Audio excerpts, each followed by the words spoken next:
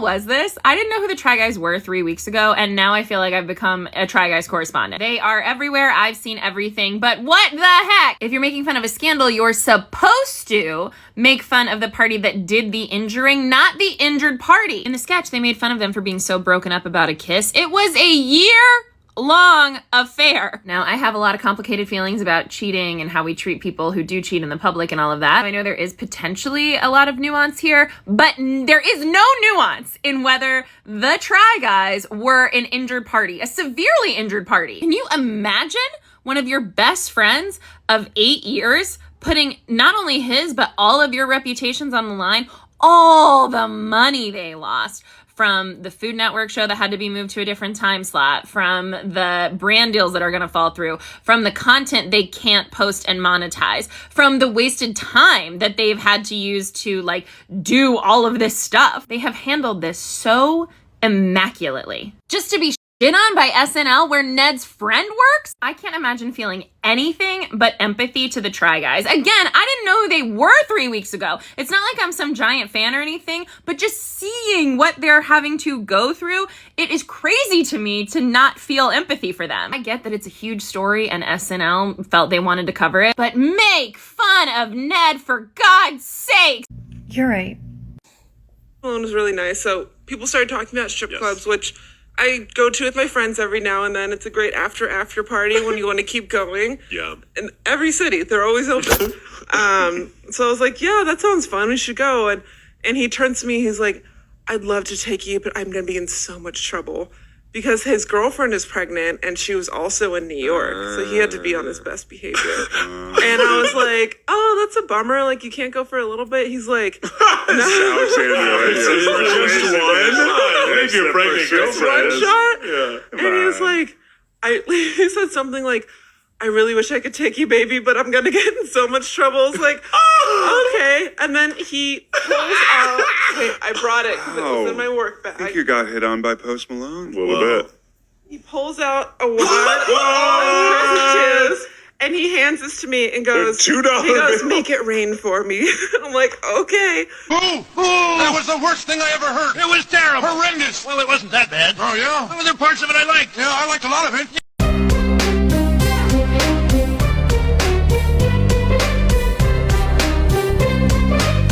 I watched the new episode of the Try Guys podcast so you didn't have to, and yes, I took notes. They broke down the timeline of when they learned about Ned and how it started in September. Keith was touring with Lou Berger and couldn't tell anyone in Lou Berger, and he said he drove a lot and listened to Olivia Rodrigo. They've essentially spent the last month, waking up to going to bed, talking to lawyers and HR. They found out the news about the affair through a video from a fan. And while they were very grateful that the fan, shared it with a significant other, they knew that it was a ticking time bomb. It was going to come out eventually. When the news finally broke, they did not expect mainstream media to pick up on it, and they were very overwhelmed by the amount of publications reaching out to not only them, but their family members and friends. They said it's totally fine to feel upset and angry because it means that the Try Guys have impacted you in some way. They were annoyed that Ned picked the same font they used in their statement because they did not coordinate statements at all. So it looked like they all had one voice, one message, when really they were not involved in Ned's statement. No, there will not be a fourth new Try Guy. You're welcome. Back to the first 48 hours, but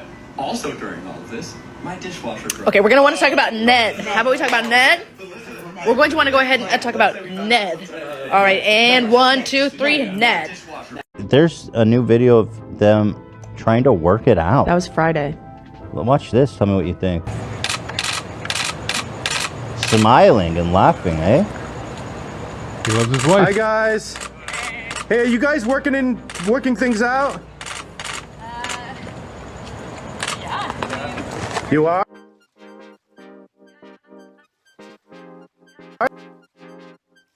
We're working things out. Well, that's good to hear. Hi, Ariel. Hi, Ned. Hey, what's next in your career? I love how he stands in front of the car. You ain't. And by the way, you're not pulling out. So cringe. Here, Ned? Okay. Okay, sure thing. Have a good day.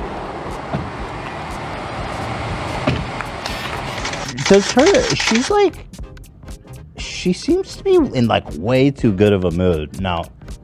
I think that this was set up. You think? Yeah, they called the pap. How the fuck else would he find them on some random app? Yeah. And neighborhood street. They're not like But why would the she type want- of celebrity that gets followed by the paparazzi anyways. I mean, obviously with the scandal going on, it's more likely, but why would she want to portray... I don't know, I felt... So what this made me feel, and maybe I'm off, is that she's in way too good of a mood, and it makes me think on my earlier theory is that she knew about it, and they just had an arrangement kind of thing. I understand legally they have to be careful, but it takes two, and I fully believe that she isn't a victim.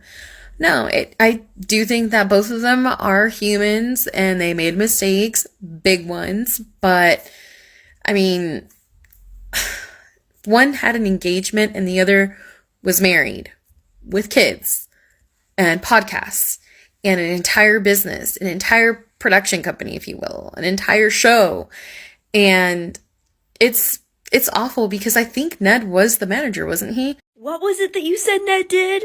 Oh, he cheated on his wife for an entire year and threw his family for a spin and probably tore them apart forever. Oh, sorry, wrong script. I mean, he had a consensual workplace kiss at a concert. Oh, yeah, I mean, Jay-Z cheated on Beyonce, so it's basically the same thing. No, yeah, guys, he's like not a bad person. He didn't mean it, guys. Like he's fine. Like, please bring him back. The fact that SNL did the skit makes sense because they do a lot of things with pop culture, but the way that they did it, like, they downplayed the whole situation. They're like, oh, your friend had a side chick and that's why you're upset. They're missing the point that it was with an employee, a subordinate. He is essentially the CEO of a company and was having a relationship with one of their employees.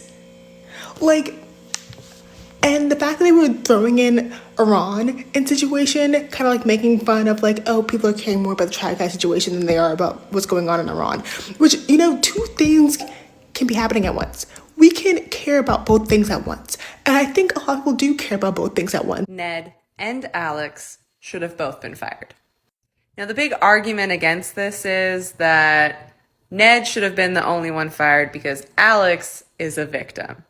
And she's a victim because Ned had a powerful position over her, being as he was her boss.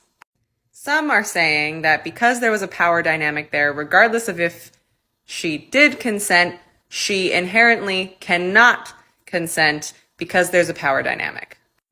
So first, are we saying that every relationship ever where there's some sort of power dynamic, be it someone who's married to a cop, someone who's married to a politician, or dating, someone who is dating someone higher up in their company, etc., etc., are you saying that in every one of those instances it's non-consensual? That's a lot of relationships out there that you are completely invalidating, but also essentially victimizing one partner. Aside from that, he was not the only one holding power in that dynamic. And I don't even have to talk about this hypothetically because it basically happened. She held just as much, if not more, power because if she had come forward at any time, Ned would have lost his career, as literally just happened. She didn't even come forward about this. She was equally caught red-handed, also married or engaged, and still, Ned is the one losing absolutely everything. Rightfully so. I don't deny that. However, she should have too. Yes, Ned was her boss and could have maybe potentially tried to use that over her. But in today's world, it would have been so easy for her to turn around and be like, no, you know what? I'm going to go forward with this. And not only am I going to say that I was in a forcefully non-consensual situation because you're my boss, I'm also going to say that you verbally threatened me with that. And as has happened, again, I don't even have to talk about this hypothetically, it's happened right in front of us. Ned lost everything. You cannot say that that relationship was inherently non-consensual, and you cannot say that he was the only one with power in this situation. They both held power. They both could have screwed each other over equally. It was consensual. Unethical? Perhaps. Non-consensual? No. I'm still riveted by all of this. Thank you to everyone who reached out to let me know about these video reactions that have come out. I will keep talking about it as long as you guys want to talk about it. So let me know in the comments if you want to keep going and keep going over reactions. I'm down to do that. I got lots of stuff, so check back. Thanks for being here, guys. I'll talk to you soon. Bye-bye.